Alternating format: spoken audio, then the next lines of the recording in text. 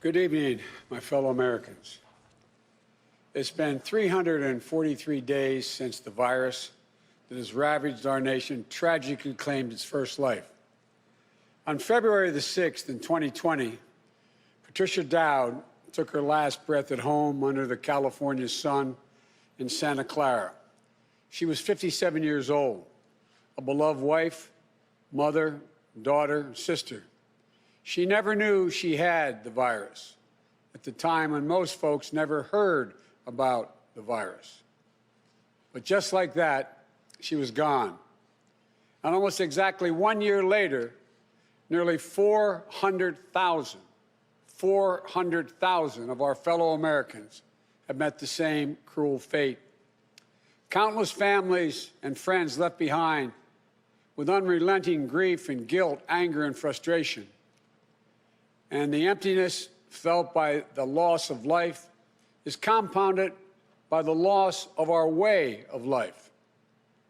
During this pandemic, millions of Americans, through no fault of their own, have lost the dignity and respect that comes with a job and a paycheck. Millions of Americans never thought they'd be out of work. Many of them never even envisioned the idea, are facing eviction, waiting for hours in their cars to feed their families as they drive up to a food bank. Millions have kept their jobs but have seen their hours and paychecks reduced, barely hanging on as well. That's happening today in the United States of America. Just as in the midst of the dark winter of this pandemic, as cases, hospitalizations, and deaths spike at record levels, there is real pain overwhelming the real economy. One where people rely on paychecks, not their investments, to pay for their bills and their meals and their children's needs. You won't see this pain if your scorecard is how things are going on Wall Street. But you will see it very clearly if you examine what the twin crises of a pandemic and this sinking economy have laid bare.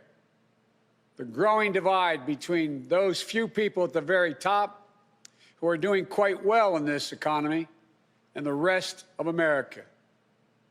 Just since this pandemic began, the wealth of the top 1% of the nation has grown roughly $1.5 trillion since the end of last year, 4 times the amount for the entire bottom 50% of American wage earners. Some 18 million Americans